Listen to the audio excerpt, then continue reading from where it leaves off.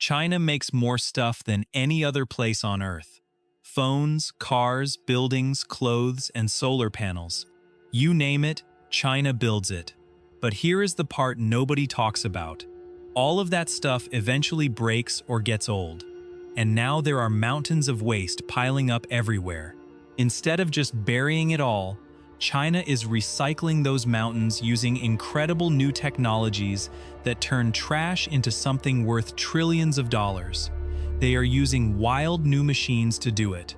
Machines that grind old car batteries into a gray powder that sells for more than gold dug from the ground.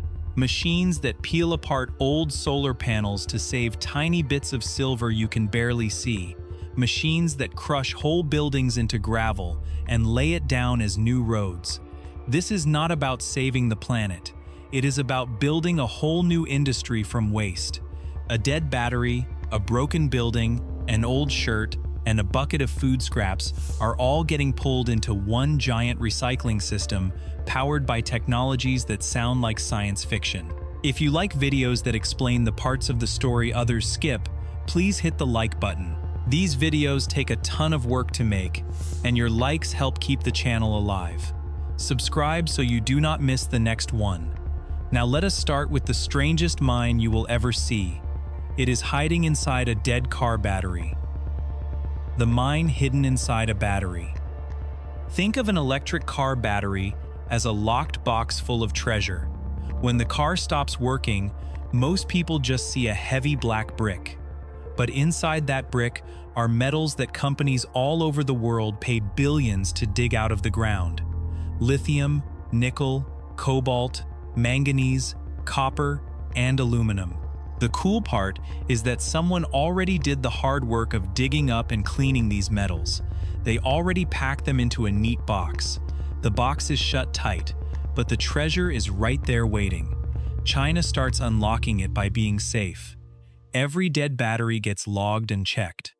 Any power left inside must be drained first. A charged battery that gets crushed can catch fire or even blow up. Once the battery is safe, workers check if it can still be useful. A battery too weak for driving might still be fine for storing solar power in a shed for a few years. Giving batteries a second job is smart, but it only puts off the problem. Every battery dies eventually. For the batteries that are truly done, the change is amazing. Workers take the pack apart into smaller pieces. Then they feed those pieces into big shredders. The machines rip through metal cases, plastic parts, and wires. What is left after shredding is a fine, dark powder called black mass. Think of it as the heart of the battery. All the valuable metals are stuck inside this powder. Chemical processing can pull them apart and turn them back into pure battery materials. Those clean materials go right back to factories that make new batteries. A battery made from a battery. The circle is complete. The scale of this is huge.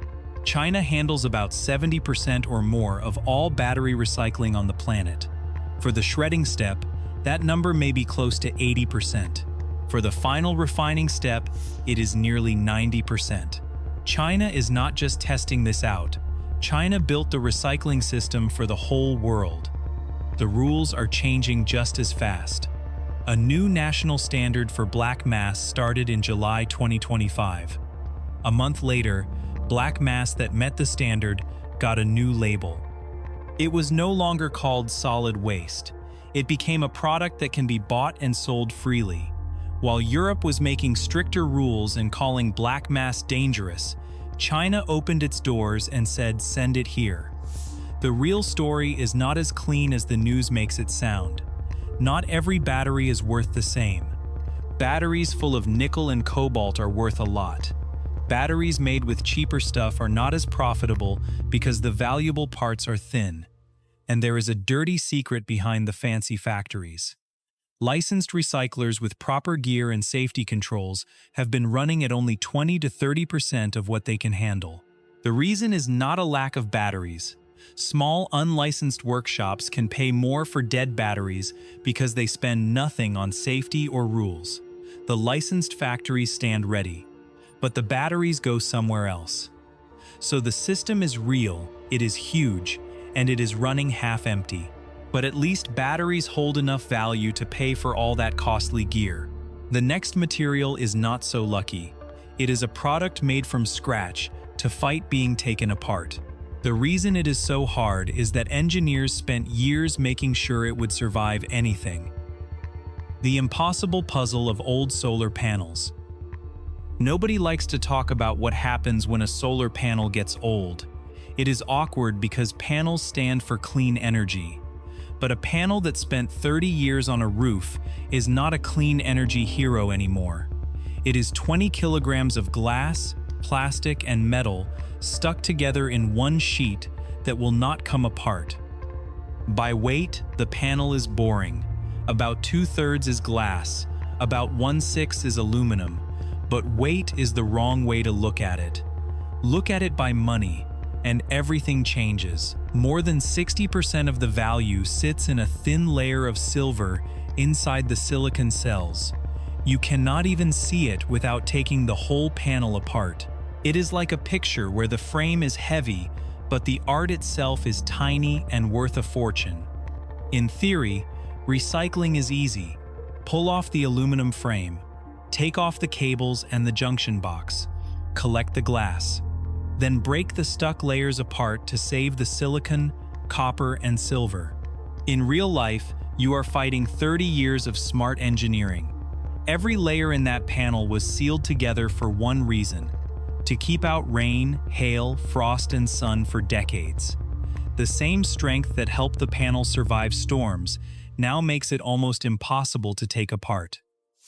Most recycling today barely touches the hard part. The aluminum frame comes off easily. The glass is heavy and simple to collect. But the silver, the most valuable piece of all, is trapped between layers of plastic and silicon. Getting to it means heating the panel to very high temperatures. Or it means using chemicals to melt the glue holding it all together. Both choices cost a lot of money and energy. The wave of old panels is coming on a schedule you can predict. China's solar group says about 18 gigawatts of old panels will pile up by 2030. That means about 1.4 to 1.5 million tons of material. By 2040, the total could reach 253 gigawatts, or about 20 million tons. The reason is simple. China put up a huge number of panels in a short time. They are all getting old at about the same time. Think of it like a whole neighborhood of houses built in the same year, all needing new roofs at once. The solar panel problem is about things being stuck together. Everything is fused and will not separate. But the next waste stream is the opposite. It comes in millions of loose pieces, and the sheer amount is bigger than anything else on this list. The city rebuilt from its own ruins. Forget batteries and panels for a second. By pure weight, construction and demolition waste is the biggest pile in China. Nothing else comes close. When a building comes down, it leaves behind a messy mix of concrete chunks, steel bars, bricks, asphalt, glass, wood, drywall, insulation, and a bunch of mystery debris nobody can name. Compared to battery chemistry or solar panel glue, the recycling process here is almost simple. Trucks bring rubble from demolition sites. Workers pull out anything big enough to use again. Magnets grab the steel. Everything else, concrete, brick, and stone, goes into crushers. These machines smash hard material into smaller chunks. Screens sort the pieces by size. Air jets blow away light junk like wood splinters and plastic bits. What is left is recycled aggregate. That is a fancy word for gravel. It goes into road bases, fill dirt, and sometimes concrete blocks. The process is simple, and that is what makes the numbers so painful. In 2020, China made about 2.6 billion tons of construction and demolition waste. Of that giant pile, about 312 million tons were recycled. That is only 12%. The overall recovery rate sits below 40% by most counts. Many cities still dump rubble into landfills scattered around. For comparison, the United States makes far less construction waste but recovers about 75% of it. Look at Chongqing as an example. In 2021, this one city produced 167 million tons of construction waste. That was more than half of all its solid waste. Its recovery rate was under 30%. The question is why? If the process is so simple, why does it do so badly? The answer is money. Crushed gravel sells for very little. Sending a truck to dump rubble in a landfill costs even less, especially when landfill fees stay low. For years they were. The technology was never the problem. The money was. If dumping rubble costs $5 and crushing it costs $10, nobody volunteers to crush it. Quality is the other roadblock. Recycled gravel is only as good as what went into it. Rubble from a clean, managed site is decent stuff. Rubble from a messy demolition is full of surprises like drywall, plastic pipes, and wires. Much of it is not safe for building walls or bridges. Engineers will not approve recycled gravel for a tall building. You can grind anything into gravel, but making something strong enough to build with is a totally different job. So most recycled gravel ends up under roads, where the only rule is that it be hard and stay put. Construction waste is all about volume. The next stream is the opposite. It hides huge value in pieces smaller than a grain of rice, and it is quietly becoming the most surprising gold rush in modern China. The urban mine inside old electronics. Here is a fact that sounds fake but is completely real. A ton of rock from a gold mine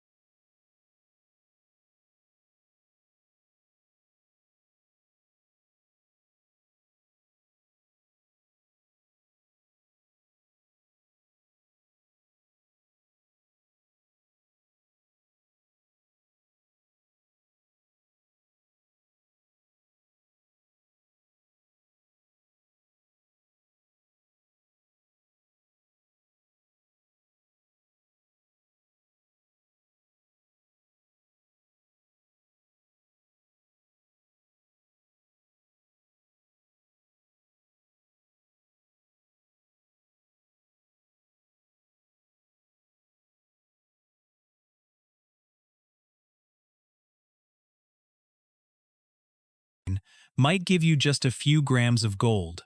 A ton of old circuit boards can give you far more. The richest gold deposit near any Chinese city is not buried underground. It is sitting in desk drawers, warehouse shelves, and boxes full of dead phones. People call this urban mining. It is not just a catchy phrase. It is a real statement about how much metal is packed into our old gadgets. Electronic waste covers a huge range of stuff.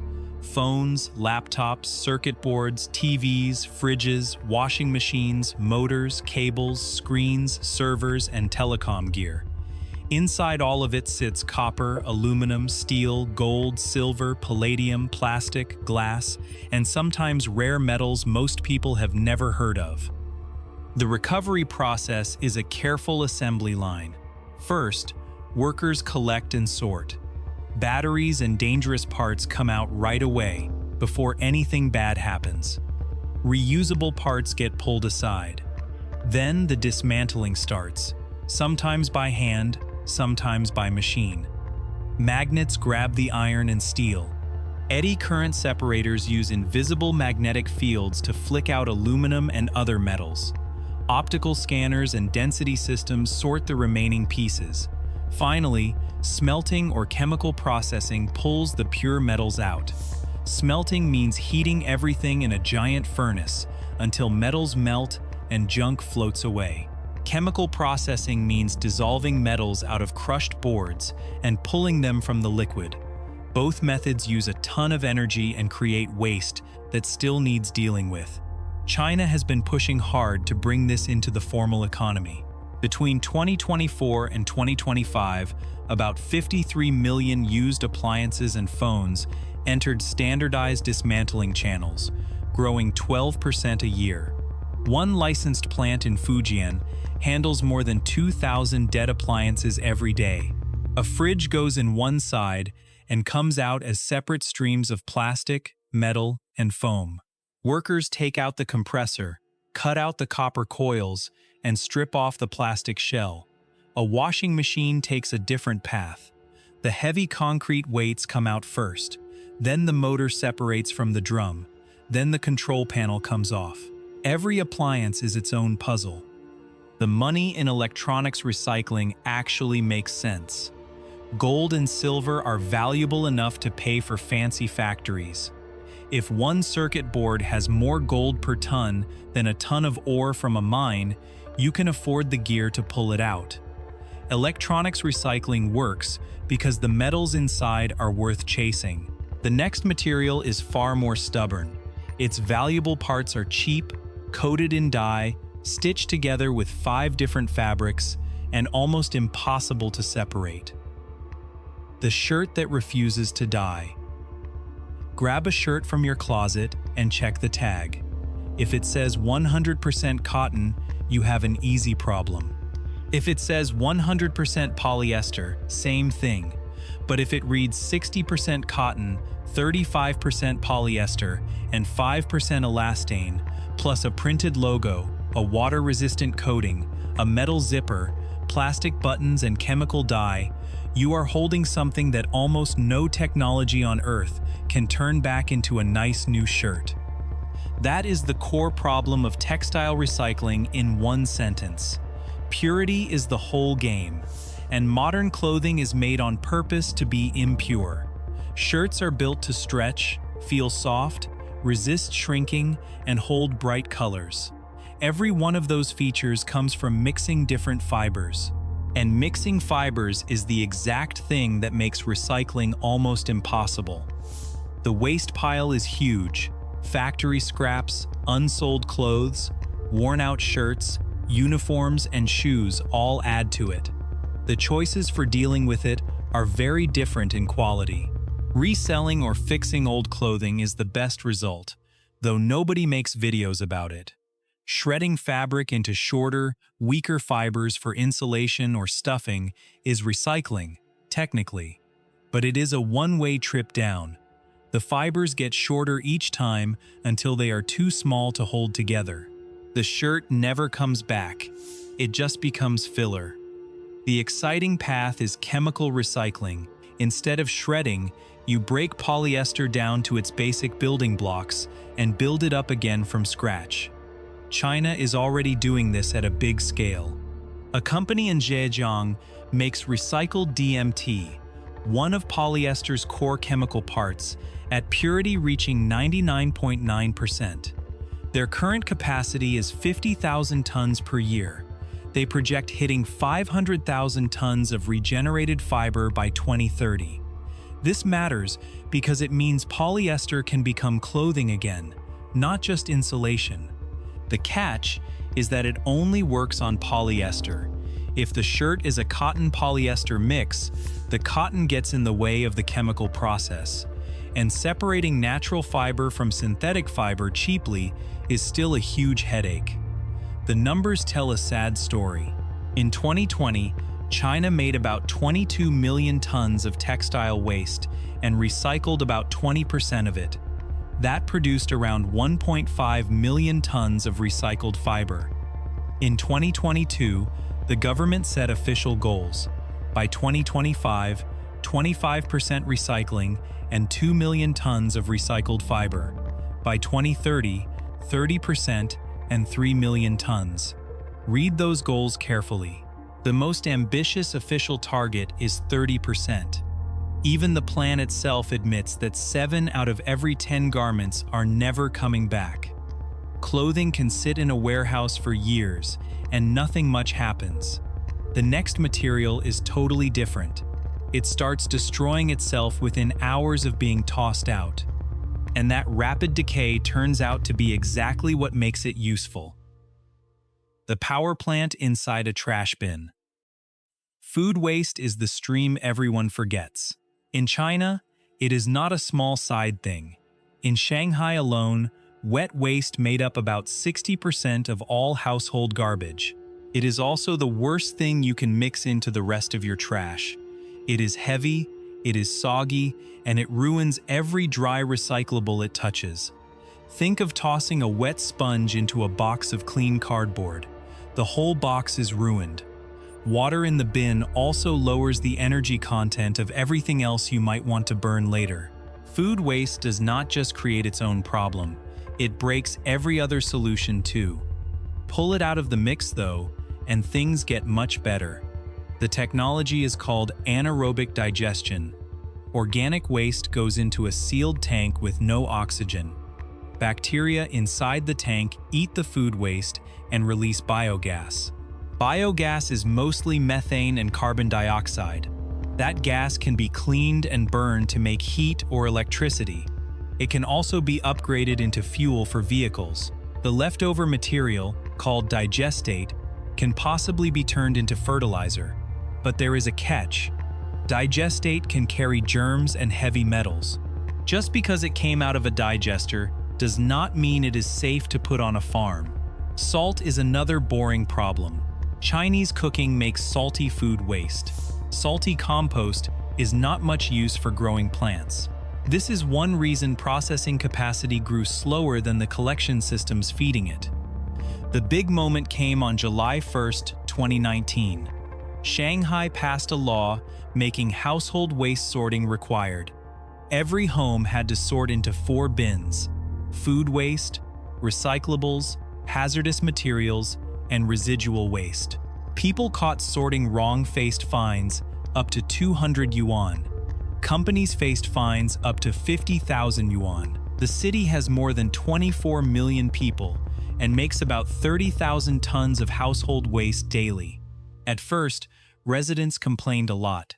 The topic blew up on social media as people joked about being driven crazy by sorting rules. Then something amazing happened. It worked. Sorted food waste jumped from about 4,000 tons per day to a steady 9,000 to 10,000 tons. That is not a small bump. It is more than double. The separated food waste arrived at processing plants at 99.5% purity. That is the number that really matters, because a digester full of plastic bags is a broken digester. Collection of recyclables surged. Hazardous waste recovery went up by more than 10 times. Residual waste dropped by about 20%. And because the wet stuff was gone, the remaining dry trash had nearly double the energy content. That made it much more efficient to burn for power. The most powerful tool Shanghai used was not a machine or a chemical process. It was a law that told 24 million people which bin to use. But even after reuse, sorting, recycling, and digesting, a big pile remains. What happens to that leftover stuff is the most misunderstood part of this whole story. The giant ovens that swallow the rest. Let us be honest about what happens here, because this is where the story usually gets twisted. Burning trash is not recycling. It is waste treatment with energy recovery. It shrinks the volume. It makes electricity and heat. You can even recover some metal from the ash left behind. Magnets can pull iron and steel from the bottom ash. Other systems can grab aluminum and copper.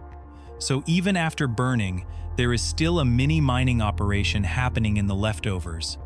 But the materials themselves do not go back into making things. A plastic bottle that goes into an incinerator will never be a bottle again. It becomes heat, electricity, and ash. The scale of China's incineration network is truly stunning. By the end of 2024, the country had 1,129 waste-to-energy plants running. They had a combined generating capacity of 27.38 gigawatts. They produced about 145.3 billion kilowatt-hours of electricity. Total design treatment capacity is over 1.1 million tons per day. Research in a journal called Nature Communications showed these plants supplied up to 7% of China's home electricity needs in 2023. That is enough to power millions of homes. Burning trash has become the main way China handles city waste. By 2023, more than 78% of city trash went to incinerators. Sanitary landfills had shrunk to about 13%. If you still picture Chinese cities ringed by giant trash dumps, that picture is out of date. The dumps are closing, and the ovens are taking over. A modern waste-to-energy plant is a carefully controlled factory, not a giant bonfire. Trash burns at very high temperatures to make sure it burns completely. The heat boils water, making steam that spins machines to make electricity. Before exhaust gases leave the chimney, they pass through layers of filters. Giant fabric bags catch particles. Chemical sprays neutralize acids. Activated carbon absorbs dangerous stuff. The result is exhaust that is mostly water vapor and carbon dioxide. It is far cleaner than an open fire or an old-style burner. The reason burning trash works so well in China ties right back to the sorting revolution. When wet food waste is removed from the stream, everything left is dry. Dry trash burns hotter and cleaner. Shanghai's separation of wet and dry streams made its incinerators much more efficient. The dry part acts almost like a fuel. The wet part goes to digesters to make biogas. The two systems help each other. Sorting makes burning better. Burning handles what sorting cannot recycle. This whole network is a giant industrial machine. It is not perfect. The money remains hard for things like mixed plastics and construction rubble. But the direction is clear. The country that made more goods than anyone else is now building the systems to take those goods apart when their time is up. That might be the biggest industrial challenge of the coming century. If you liked this story and want to see more like it, hit the like button, subscribe, and turn on notifications so you never miss the next one. There are related videos on the screen right now if you want to keep watching. So here is a question for you.